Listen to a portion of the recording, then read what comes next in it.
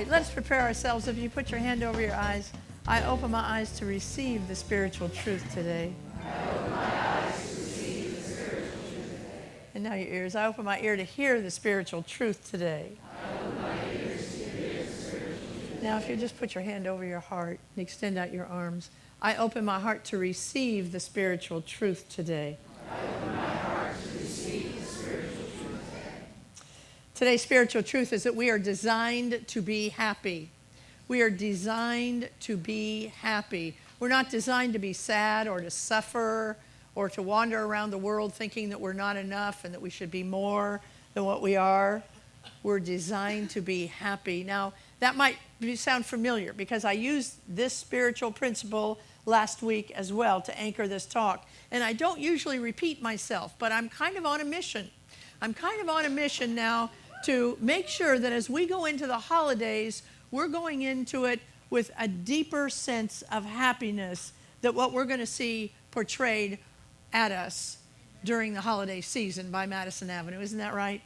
You know, we're going to see all kinds of pictures and they tell us you should be happy if you got that. No, we're going to go into a deeper kind of happiness. Because what we learned last week was that happiness is more about who than it is about what. It's more about who than about what. Happiness is relational. It's not possessional in our life. Now, we want to be careful. We want to be careful because we don't want you to think that you should not have what's. We want you to understand what's won't make you happy. But it's not about not having what's in your life. In fact, this church, we want you to have all the what's you want to have. We want you to have all the, the cars you want, all the houses you want, all the boats you want, all the fishing poles you want, all the golf clubs you want. We want you to have everything that you want to have. But what we want you to understand is that isn't going to make you happy. The what's will enrich our lives, won't they? This is a what right here. And I'm telling you, the little being that's on that what is going to be happy. All the parents, the grandparents, the aunts, the uncles, the neighbors who watch that little what ride around on that thing, they're going to feel happiness. It's not about what, it's about who. If you go out and you buy a fifth wheel and you want to go traveling, it's so much richer if you have either somebody to travel with or when you get to different places on your travel that you meet people. That's the richness. That's what makes you happy, is the people that you meet on your travels in your life. It's not about who, it's about what. Sometimes, though, it's not even not about what, it's about who. And sometimes we think the opposite of who is a what, but it's not. The opposite of who is no who. It's not about a what in our lives. But sometimes it's not even about that keeps us from being happy. Sometimes it's about we come to a church, we go to a church and we hear this message, you can be either happy or you can be holy, but you can't be both. Sometimes you've heard preachers preach that whole idea. Maybe you've heard the song in a church, if you're happy and you know it, repent. That's not what we're looking at. Sometimes people go to a church and they say, you know what, I look around and I see people trying to be holy, but I don't see a lot of happy people in the church. So I'm going to go where the happy people are. And you leave the church because you think the happy people are somewhere else. In this church, we understand completely today's spiritual principle. We are designed to be happy. You can be happy and you can be holy at the same time. So today we're going to move on in this and look a little deeper into the question, what makes us happy? Because that's the point of the series. What makes us happy? And I'm going to look at, from the Christian path, I'm going to take from a sermon that Jesus gave. And he answers the question in this sermon. It's the Sermon on the Mount. And he answers the question, what makes people happy? It's called the Beatitudes. It's called the Sermon on the Mount. Deals basically with Beatitudes. Here's what happens, he said. If you want to be happy, here's how happy people behave. Now, you're familiar with this sermon because all of it starts there. 8 points to the sermon. 8 ways that we can increase our happiness if we really understand these Beatitudes and we we really begin to internalize them. He always starts with blessed, the word blessed. Now, blessed in the Greek means makarios, and it actually means happy. So we could change blessed to happy. Happy are those. Now, what Jesus did is he went on to a mountaintop and he called together his apostles. You know, he had three audiences. He had the apostles, he had the disciples, and he had the crowd. The apostles were the people who were completely bought in to his theology, to his way of thinking, and said, I want to help you help other people understand that. Those were his practitioners, the apostles. Then he had the disciples, and those were people who said, you know what, I believe in this teaching, and so I'm going to become a follower of Jesus. And the third group was the crowd. And some of us in this room, we're the crowd. We like the teaching of Jesus. We want to know more about the teaching of Jesus, but we want to know about other paths as well. Well, Jesus brought these three groups of people together and he began. Happy are the poor, for those poor in spirit, for those that have the kingdom of heaven. Happy are the poor in spirit, for theirs is the kingdom of heaven. Now remember, he said poor in spirit, not poor. He wasn't talking about material. He wasn't talking about poor in houses or poor in cars or poor in toys or poor in anything else. He was talking about being poor in spirit. And what that like? Just like Buddha. Buddha said the same thing when he said, empty your mind so that you have some ability to receive new information. Don't go around thinking that you know everything. Be poor in spirit. Have room in your cupboard for new things to come in. There's a beautiful Buddhist story in which the master, the young disciple of the master comes to him and says, Master, I have been meditating for 3 years now, and so I know everything you want to teach me. I've got it all. And so the master said, that's great. Let's have a cup of tea. And so the young disciple held his cup as the master poured, and he kept pouring and pouring and pouring, and pretty soon the cup was full, and then it was all over the floor and all over his shoes. And he said, stop pouring. I have enough. He said, that's the point. There's no room for any more to go in because you're filled up. Poor in spirit, for theirs is the kingdom of heaven. We have to jettison our preconceived ideas about people and things. We have to jettison our arrogance in our life. We have to be open. Ernest Holmes, our founder of this theology, said, we are open at the top. The same thing Jesus was teaching us. Be open at the top. New ideas will come forward after I'm gone. New ways of thinking about spirit will be open to you. Be open to them coming in. Happy are those who mourn, for they are comforted. Now this is totally counterintuitive, because who knows a mourning person who's a happy person? See, here's what we know. That when we take the time to mourn that which needs to die in our lives, we can gnash our teeth, we can cry, we can throw things, we can swear at God. And at the end of that, if we do that work, we can know a deeper happiness than that kind of happiness that pastes a smile on your face and everybody is acting all happy. That's a superficial happiness. What we're looking for in this series and what Jesus is trying to teach us is go deeper now. Happy are those who mourn, for they shall be comforted. We need to sit Shiva in our life on limiting thinking, in our health conditions, in our wealth conditions. We need to sit Shiva on any worry we have about our kids' future, about loneliness, about having such a low self-confidence that we're thinking about ourselves all the time.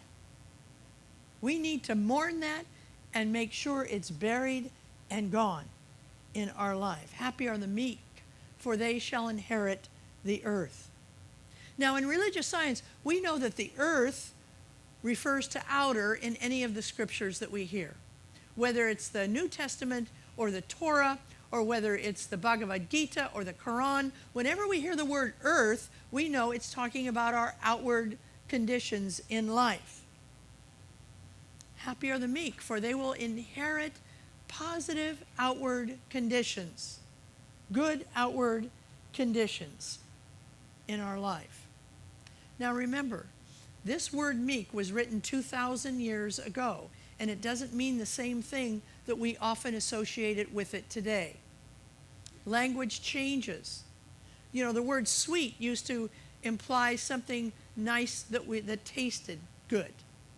Now, if you say, hey, look at my new car, sweet. Text used to refer to a body of language, written language. Now, it refers to how we talk to each other on the telephone. Gay used to mean happy. Now it means 10% of the population. Words change. Words change in our life. And meek doesn't mean the same today that it meant when Jesus taught us this word. See, what it means today is that we have a conscious contact with God. It means that we are together in our oneness with all beings. It means that we're not driven by our ego. It means that we are moving with our inner presence. That's what meek means, that we are moving with our inner presence. It means that we're willing to stop working on that primal way of fight or flight. It means that we're willing to say, okay, I humbly ask what my next steps are. I humbly get in conscious contact with the presence of God that is within me and move from that space in our life. Happiness are those who hunger and thirst after righteousness, for they shall be filled. Happiness are those who hunger and thirst after righteousness, for they shall be filled. See, we need to break that down because righteousness doesn't mean what we thought it meant. Righteousness in our terms, in our theology, means alignment thinking.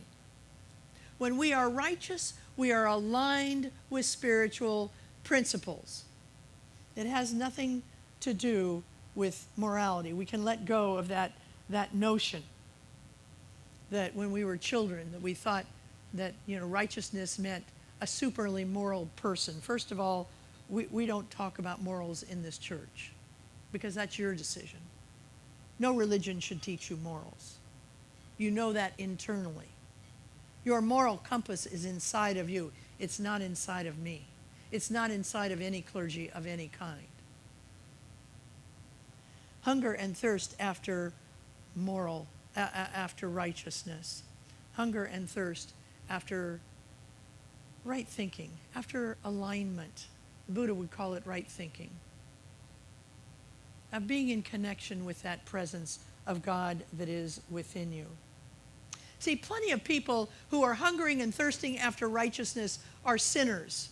Now remember, what we call sin here are people who miss the mark. And I'm here to tell you that the people who hungered and thirsted after righteousness and didn't make the mark every time are my people. They're the people I want to learn from. I don't learn from the people who said, I learned a spiritual principle and I never looked back. I never made a mistake again. I want to learn from the people who said, I'm not going to debt again, and who debted again, and found their way out. They hungered and thirsted after righteousness. It doesn't say, Jesus doesn't tell us that they were righteous. It says they hungered and thirsted. They worked at it and eventually came to know how to live. I want to know the people who got left in a relationship and didn't turn their children into little hate machines. See, I want to know those people, because those are the people who are going to teach me something. I want to know the people who had wandering eye and then didn't. and got over on it. Those are the ones who hungered and thirsted after righteousness. They looked for the right way to be aligned. That's what Jesus is telling us. Don't stop looking. For those people are happy. Happy are the merciful. Now, this is because they will obtain mercy. I love this because it is such a powerful demonstration of our teaching of the law of circulation. Happy are the people who are merciful, for they shall obtain mercy. And isn't it true in our lives? When we finally were able to forgive somebody, we felt better. When we were finally able to say, everything in our experience is either a call for love or an expression of love, no exceptions, and I'm going to look at every trespass within that lens. Happy are those who are merciful, for they shall obtain mercy. Because what we know is what we put out, we attract back into our lives. The next time somebody screws up in your life, remember, look, I want to be happy. I wish I'd have known this. You know, I experienced a really hard thing in my life when my child was taken from me many years ago for being a lesbian. And I worked that for 15 years in my life because I didn't know about this. I didn't know. Happy are the people who are merciful, for they shall obtain mercy. I couldn't forgive. Now, I don't regret my past nor wish to shut the door on it. But had I known this, what would I have been like in my life? The next one is happy are the pure of heart. And it's kind of like the same thing. Happy are the pure of heart, for they shall see God. They shall see good. See, when we describe a pure heart, we're not talking about goody two-shoes, people who wander around acting like they're something they're not. We're talking in a pure heart, what we're saying are people who are willing to let go of their stories. When I was willing to let go of that story that I had in my life, I knew a new happiness. Every one of us have stories that we're carrying around, sometimes for weeks, sometimes for days, sometimes for years, sometimes for decades, that we've been carrying around. And I'm here to tell you, what Jesus taught us is that when we're ready to let go of the story, we will feel happy. Never mind about them. Happy are the people of pure of heart, for they shall let go. See, we get a snub. We think somebody snubbed us, and probably they were thinking about something in their own life. But we made a story up about it. And the story we made up about it wasn't that, oh, they probably got in a fight with their husband or their wife or their kid or whatever that morning, and that's why they didn't see us. No, we made up a story that they don't like us, and therefore we don't like them. See, stories are dividers. They divide us in our life. They're separators. We don't want to be separated. We want to know oneness. Happy are the persecuted for the sake of righteousness, for theirs is the kingdom of heaven. Now again, this sounds very moralistic. We're not teaching morals here. We're teaching that it takes courage to stand up in our truth. In alignment thinking, it takes courage. Whatever your alignment thinking is, whatever your grasp on that is, that can take courage in this life. You know, whenever I hear this, I always think of Martin Niemöller. Martin Niemöller was the preacher, I think he was Baptist, during World War II. He wrote this after he escaped.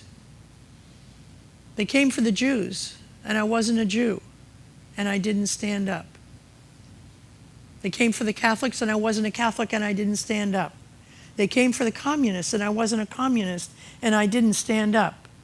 They came for the trade unionists, and I wasn't a trade unionist, so I didn't stand up. They came for the gays, and I wasn't a gay, and I didn't stand up. And then they came for me, and there was nobody left to stand up. See, courage, we need courage in order to be happy. And we are never, ever happy when you stand by at the water cooler and you hear a racist joke and you don't stand up in a loving way, not in an arrogant way or a browbeating way, but in a loving way, and interrupt that racist joke. You are not happy. Whenever we see something that is outside of our personal moral compass, we're not happy, and sometimes we have to stand up.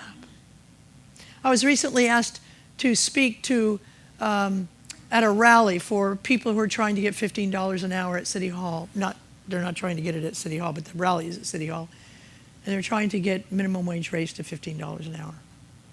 And you know, that's what I used to do in my previous life. I would go and I would speak at things like that.